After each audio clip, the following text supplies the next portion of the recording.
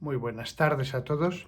Leyendo los comentarios de este blog, han sido varias las personas que me han preguntado: padre, ¿yo soy tradicionalista? ¿O qué es el tradicionalismo? En varios vídeos he hablado de los conservadores, los ultraconservadores, los tradicionalistas. Bueno, vamos a ver. La tradición es una cosa buena. Nuestra fe católica es una tradición que hemos recibido de los apóstoles. Una tradición que predicaron de viva palabra los 12 y que continuaron los obispos, los presbíteros hasta el día de hoy. La Iglesia católica se basa en la tradición que hemos recibido. El tesoro de la fe, un tesoro que transmitimos, que conservamos. El tradicionalismo es distinto. Se usa ese término ya desde hace mucho tiempo en la Iglesia Católica para designar aquellas personas que, con la excusa de la tradición, o desobedecen al Papa, o desobedecen a su obispo, o desobedecen las leyes litúrgicas, o no aceptan un documento magisterial. Por lo tanto, el tradicionalismo se puede decir que es un exceso, pero en realidad es una excusa. Porque si uno se aferra a la tradición, una de las primeras normas de la tradición es la obediencia a los legítimos pastores. Si uno quiere aferrarse a la tradición, la obediencia a los legítimos pastores no es opcional. No digo la legítima obediencia, la obediencia a secas, la obediencia. Sí que digo legítimos pastores, porque bueno, en el caso de un cisma ya no habría, unos pastores serían legítimos y otros no.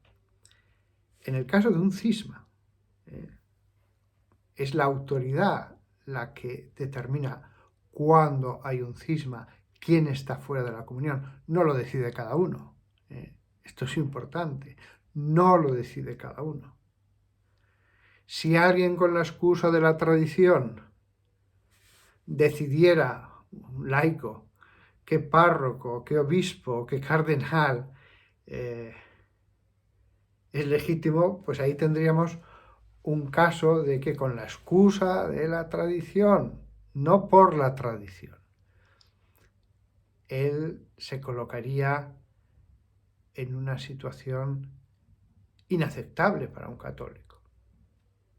Por lo tanto, el tradicionalismo es algo malo. No hay nada malo en que a alguien le guste la misa tradicional, el Vetus Ordo.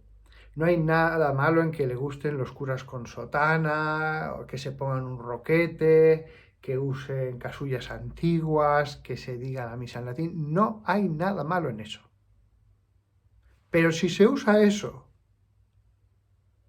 para desobedecer, para murmurar, para calumniar o incluso para odiar, eso sí que es malo.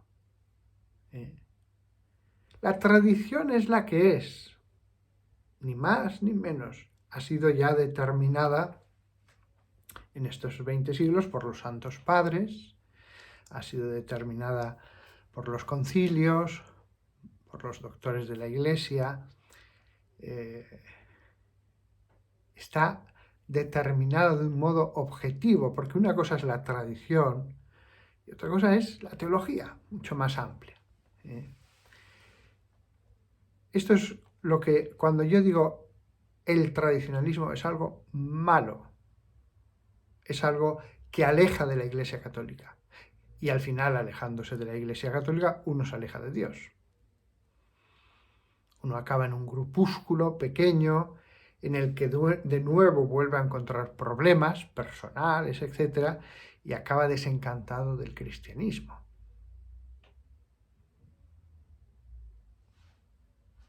A veces hablo de ultratradicionalismo, porque por muy tradicionalista que crea ser uno, siempre va a haber alguien más extremista. Siempre va a haber alguien que va más lejos, que va más lejos. Incluso en liturgia, si se me permite, siempre hay alguien que dice que es absolutamente necesario ir más allá de lo que tú vas.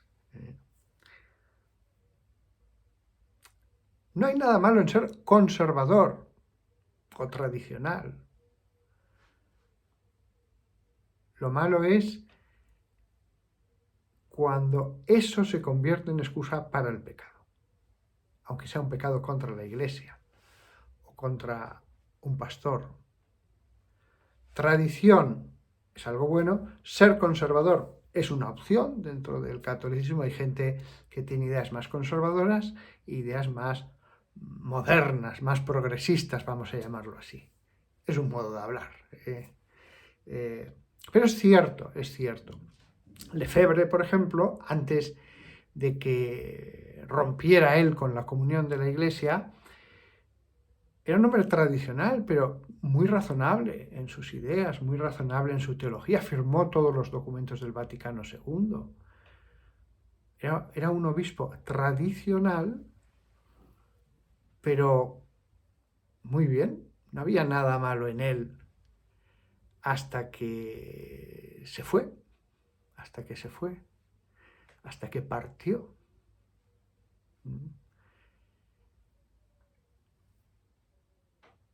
Hay cristianos más progresistas, es un modo de hablar, es un modo de hablar. Cristianos más modernos, bueno, mientras admitan los dogmas, mientras admitan el magisterio de la Iglesia, mientras estén en comunión con sus obispos, no hay nada malo en ello. Por ejemplo, von Balthasar hizo una teología muy moderna, muy renovadora, muy distinta a la de Tomás de Aquino. Y sin embargo era uno de los teólogos que más le gustaban a San Juan Pablo II. Ratzinger como teólogo, cuando era un sacerdote, y después, cuando fue cardenal, su teología era muy renovadora, muy moderna. Ciertamente se le puede encuadrar como alguien renovador, alguien moderno. Sin embargo, eso no le lleva a negar la tradición. No le lleva a negar la tradición. Acoge todo lo positivo de Rahner, de von Balthasar, de Delibac, de todos. Pero se mantiene en la fidelidad al tesoro de la fe y a la interpretación que da la Iglesia. Por lo cual, es completamente lícito que haya un católico conservador y un católico progresista. Hay muchas formas de ver la Iglesia, de entender la liturgia. A veces estas ideas se reflejan en la liturgia. Un católico tradicional pues le gustará una misa en latín, con grandes paramentos religiosos, paramentos son la casulla, etc. El modo en que organiza el altar, y me parece muy bien, muy bien. Un católico más moderno, más progresista, pues a lo mejor le gusta una misa en la que se cantan unas canciones más modernas, en las que el presbiterio está rodeado de fieles por todas partes. La misma forma de organizar el altar refuerza la idea de banquete. Pues muy bien, si le gusta esa liturgia y ese modo, perfecto, perfecto. No hay nada malo en eso. No hay y siempre va a haber distintas formas de vivir el catolicismo. No es lo mismo la estética y el modo en que se vive la fe en un monasterio benedictino que en una selva de Brasil en que el misionero pues tiene allí a personas de ese lugar, 100 alrededor de un altar que, bueno, como la misión, la película La Misión me refiero. No hay nada malo en la variedad, no hay nada malo en la variedad. De hecho, en la Iglesia hay varios ritos católicos, el rito griego, el melquita, el rito eslávico, el de los rusos católicos o el de los ucranianos católicos, del rito oriental, el rito siro-malankar entre los católicos indios. No hay uniformidad. Aquellos que son tradicionalistas, les digo, no hay uniformidad porque nunca la ha habido. Ni en el siglo I se celebraba la misa exactamente igual, los elementos esenciales sí, pero había diversidad, había diversidad, no era lo mismo una comunidad cristiana de Jerusalén compuesta el 95% por judíos que una comunidad cristiana de Grecia en que la mayoría fueran griegos.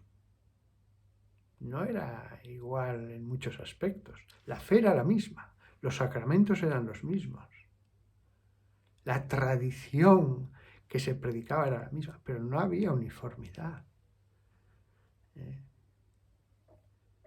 Y una última cosa ya tratando este tema. Cuando dicen la misa de siempre para atacar la misa del Vaticano II, no existe esa tal llamada misa de siempre, no existe. Sabemos cómo fue evolucionando el rito romano, sobre todo desde el siglo XII, está documentadísimo, hubo toda una evolución. El canon esencialmente era el mismo ya en el siglo XII, el famoso canon romano. Y ese está en la misa del Vaticano II. Yo reto a todos los tradicionalistas que están tan disconformes con la misa a que pongan al lado un misal antiguo, en latín, y pongan al lado el canon 1 del actual misal del Vaticano II. Verán que prácticamente son iguales, idénticos. Se han quitado unas poquísimas repeticiones. Pues, por ejemplo, en un momento dado se hacía 3 veces la señal de la cruz sobre el pan y el vino, ahora se hace solo una. Cosas así. Se redujo un poquito, algo la oración que se hace con inclinación profunda ante el altar cuando ya se han dispuesto los dones y antes del lavabo que se lava el sacerdote las manos. Era más larga antes, ahora es un poquito más acortada. Nada, cosas mínimas.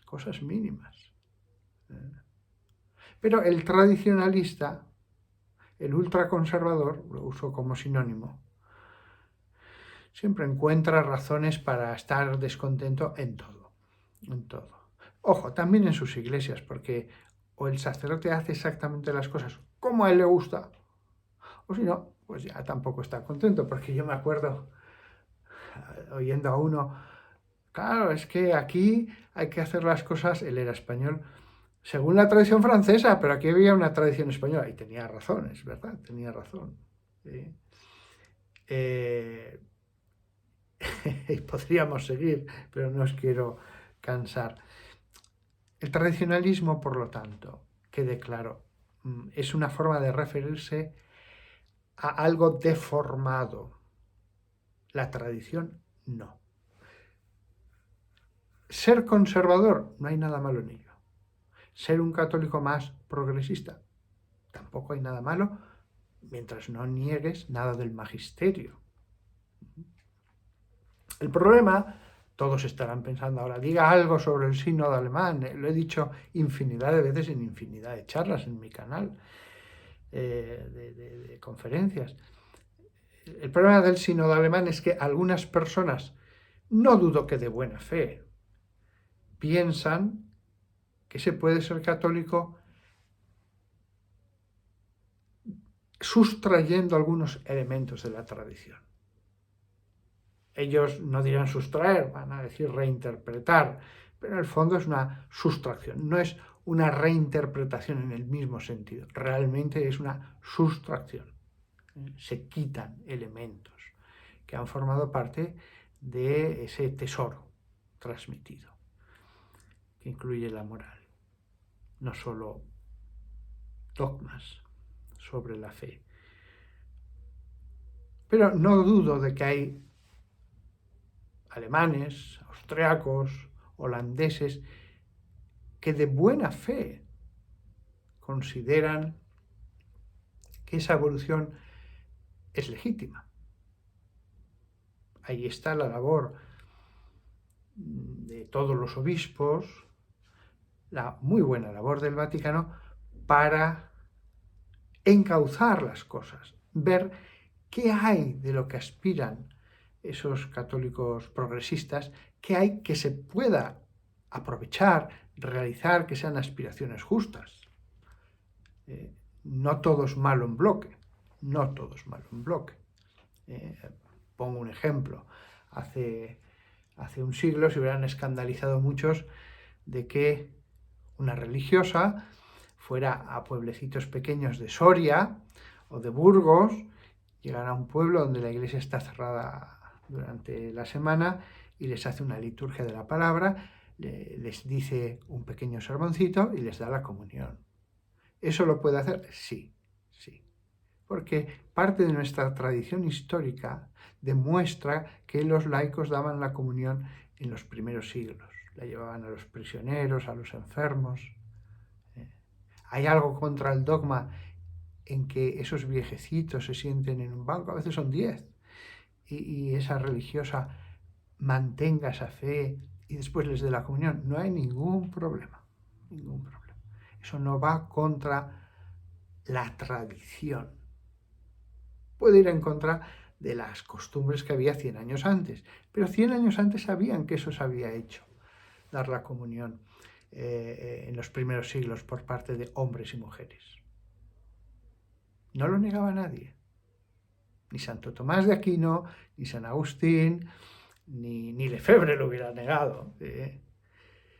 Pero un tradicionalista dirá, no, de ningún modo, y se aferrará a lo que sea para negar esa posibilidad.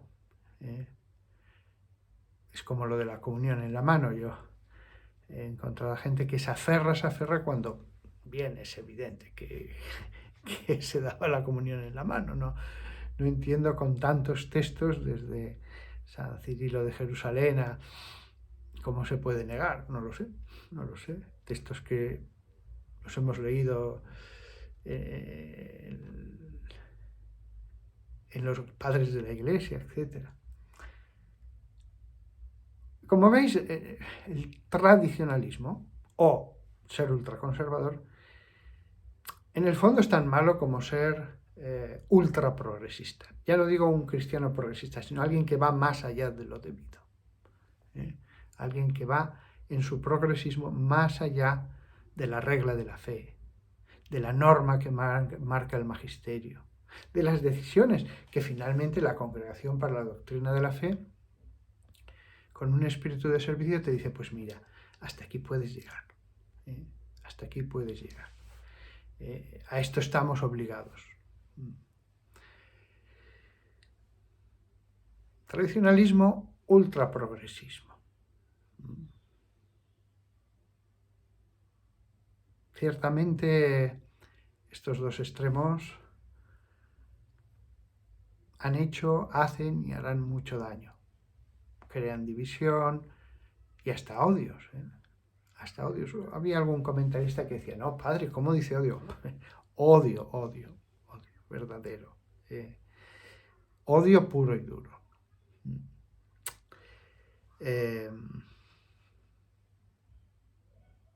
¿Qué hacer frente a... ¿Cómo sabe un fiel cristiano, normal y corriente, qué es lo correcto? Porque él no va a saber todo lo que dicen los santos padres. Él no va a saber todo lo que dicen los doctores de la Iglesia.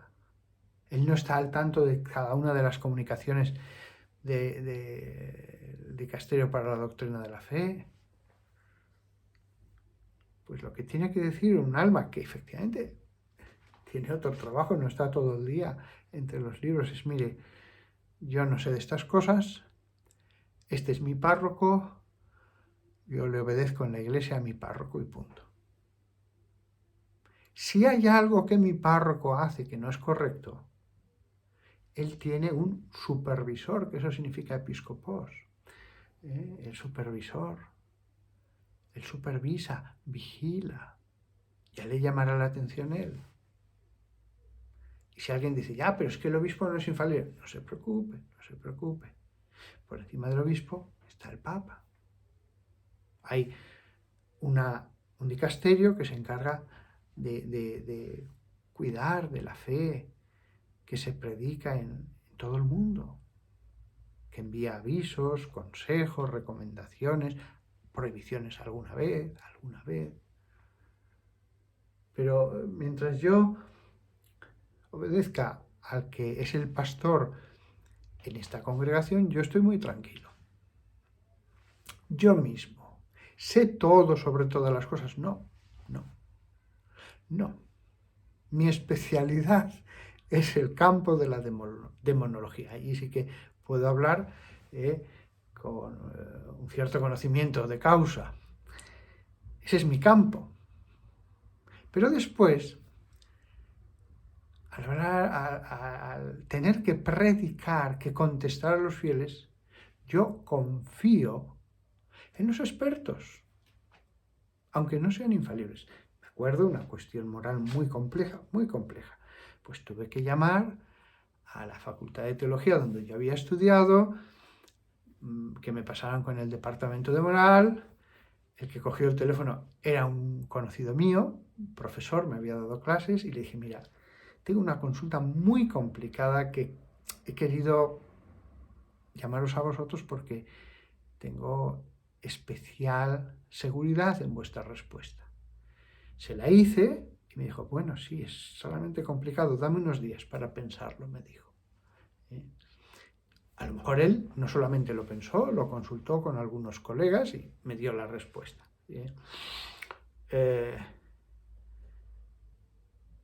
Lo mismo en todas las cuestiones. Hay temas en los que yo he ido al provicario general y le he preguntado, oye, ¿hay alguna norma sobre esto? ¿Qué hacemos en las parroquias respecto a tal tema? Y lo que me dicen, pues lo obedezco. Y punto final.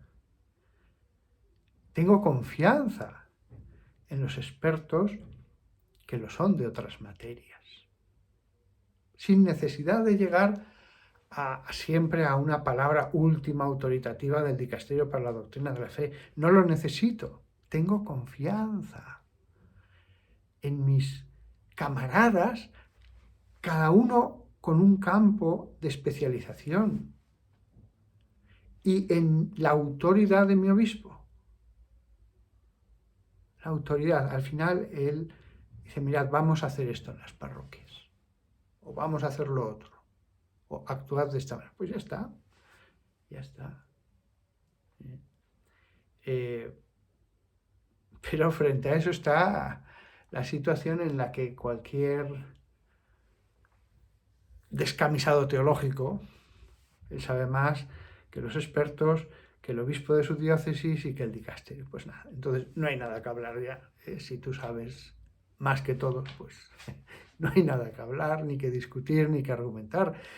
No podemos discutir. Si quieres te enseñamos. Yo me he encontrado con gente que se ha puesto a discutir conmigo de determinados temas y yo pensaba al cabo de 5 minutos, pero hombre de Dios, si quieres te enseño, pero ¿cómo te pones a discutir sobre este tema si no sabes ni lo esencial, Pero había leído 4 cosas sueltas de quién sabe quién y ya creía que sabía de todo. Tenemos a católicos que creen que saben de todo. Moral, liturgia, todo. Aunque supieran mucho, no critiques a tu párroco, ni a la Iglesia Universal. Pero es que no sabes mucho. En el 95% de los casos no sabes mucho, perdona.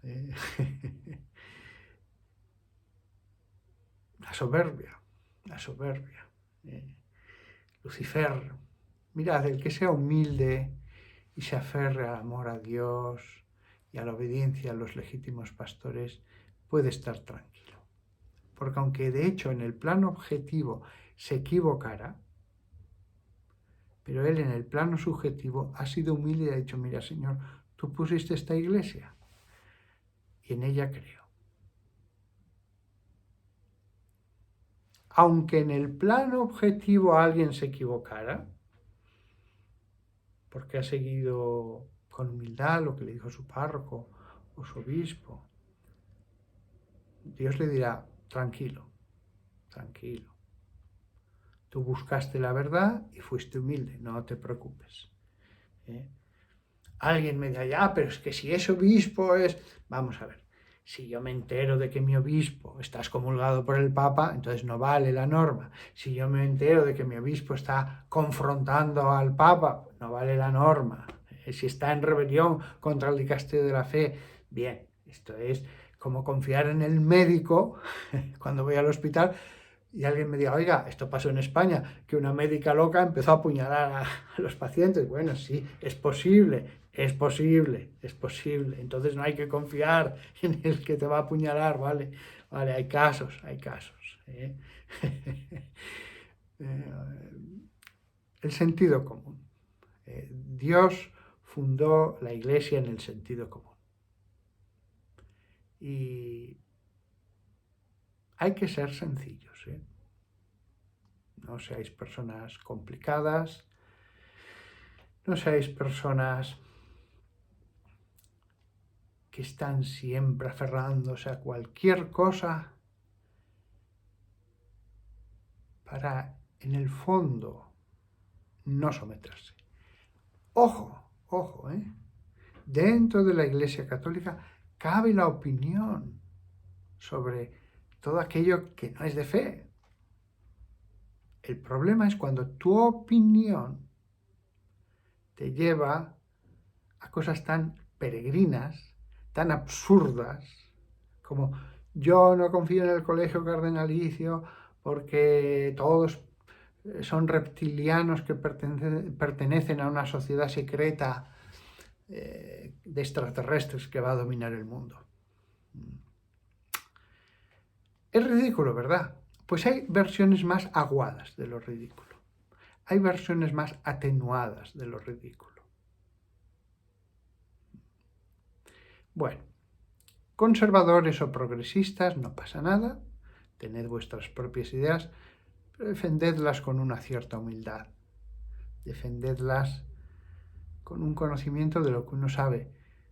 Yo soy especialista en un campo, no me creo ser especialista en más campos, ¿eh? No, porque precisamente sé lo que cuesta saber sobre un campo. Normalmente los especialistas se dedican a eso toda la vida y hasta el final de sus días siguen acumulando conocimientos.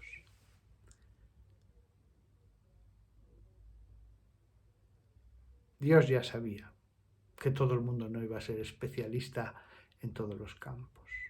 Así que la humildad es una necesidad. Nada más. Ha sido una aclaración que quería hacerla en 4 minutos y al final me he alargado un poco más. El que haya seguido hasta el final, pues le doy un saludo. Hasta pronto.